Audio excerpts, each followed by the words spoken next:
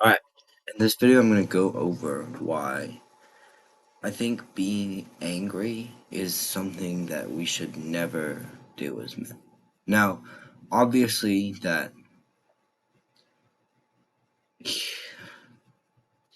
there's always going to be anger. I personally think that anger is a good thing. You can use that anger for work. You can use the anger of people that have wronged you to think, I'm going to beat them. I'm going to be better than them. And that's good, but what I really talking about when I say anger is like that real rage where you get really mad. You're like, I can't believe it. Something like that. When you're just completely mad, that really doesn't help. Because when you're like this, one, studies have shown that being angry, being stressed a lot of the time, it shortens your life, and that makes sense. It takes a lot more energy to be angry than it does to be nice and cool, calm, or even happy. And we don't want to waste our energy, because why would we waste our energy on anger? Because a lot of times what anger is about is something we can't control. Because when I speak of anger, I don't mean anger when you're fighting someone. That's anger that you can control because it's something where you can genuinely beat this guy, you know? Obviously, you shouldn't go looking for fights, but you should always be ready to be able to, you know, pound someone into the ground. Here we go again with the coughing. But pound someone into the ground if the time ever needs be. And obviously, never start the fight. But as a great military leader once said, you should never go looking for war, but you should always be prepared for it. Now, the person that said that was Adolf Hitler, but he was right. We should never go looking for war. We should never go looking for fights, but we should be ready to protect what we love. And when I talk about anger, I mean, that anger when you're kind of just yelling and screaming for no reason. You got that neck vein popping out, and you're like, like that. That is what I'm talking about when I mean anger. And I want you to sit back and tell me one thing that anger does for us. Because I can't think of a single reason why we would be angry like that. Now, obviously, there are times when I'm angry because, I'm angry that I don't have everything I want yet. Yeah, but that's just motivation to keep working. But if you can't control your anger, one, it'll shorten your lifespan. Two, you'll lose respect from other guys. Because you have genuine and high quality friends and you are going around complaining and, red faced anger, they're not going to respect you because you've shown them that you have no emotional control, that you really don't deserve to be with them because you can't control yourself. And it'll also lose you attraction from girls because girls want a guy who has, I was talking about in the other video, that strong tower. People want that strong tower. They don't want a guy or a man that, that gets angry, that's super mad all the time. They don't want that. That's disgusting to them, and it's really disgusting to everybody. We're not meant to be these guys that are always angry all the time. And, this is when people call me toxic. I say we're not supposed to be angry. And people are like, oh, that's toxic. You're bottling up our emotions. No, we're not going to bottle them up. We're going to flow them out. Our emotions are like an ocean or a river. And what we want to do is we want to let some of these emotions cascade on us, the good emotions. Because what some red pill YouTubers guys do is they think that they should permanently be in a state of slightly mad. They're there like all the time, no matter what. We don't want to be like them, red pill YouTubers, because they're really what they are as actors. I'm going to say it too, I'm an actor.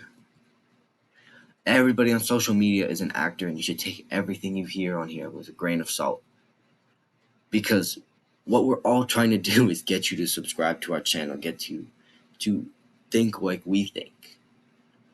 And well, by doing that, a lot of people will become, this super macho kind of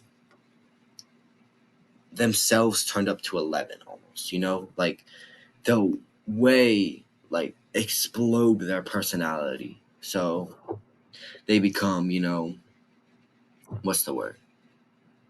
Controversial. And, they gain more following because of their controversiality. And that's not what we want to do. And so we need to think of our emotions as a river. We need to let some of the waves crash. The good emotions should crash on our shoreline and affect us. When we're super happy or excited, we should let our emotions flow through us and feel completely happy about it. But when we're angry, that doesn't serve us. Anger simply clouds our judgment. It shortens our lifespan. It's not a good emotion where we feel happy, and it clouds our judgment. So what we need to do is take a deep breath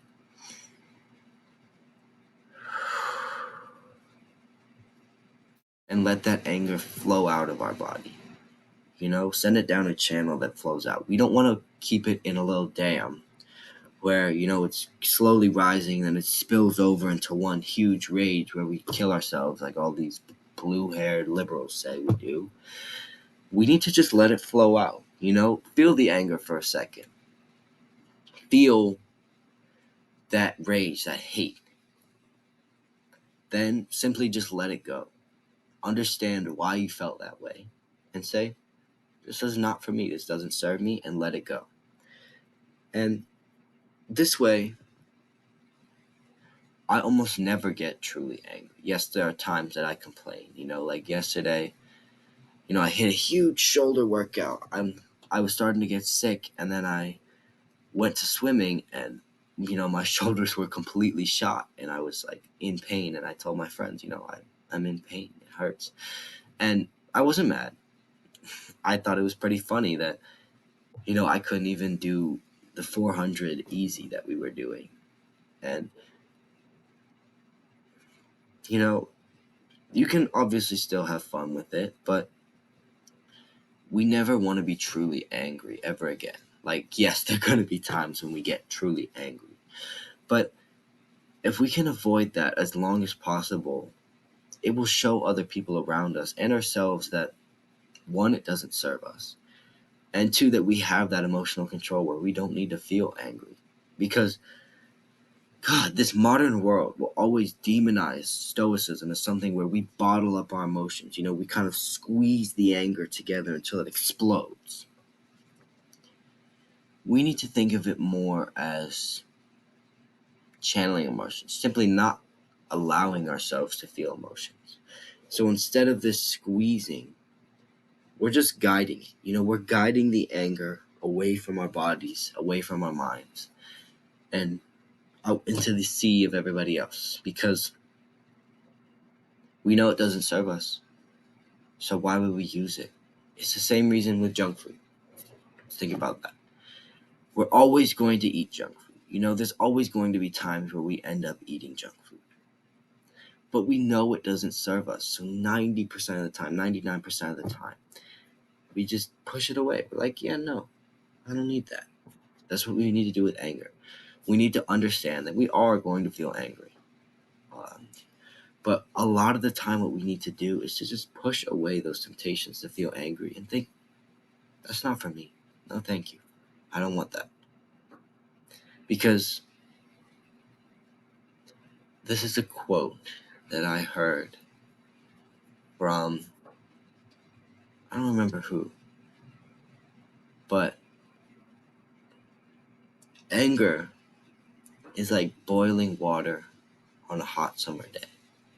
The water, it boils up and it boils over and it burns everybody around it. We need to be the opposite. We need to be happiness. We need to be nice, cool water on a hot summer day that everybody can go around and feel nice because it's nice and cool and happy, you know? We need to be calm or happy. We don't want to feel these bad emotions, and we will feel them. But we need to understand that they don't serve us and just let them go.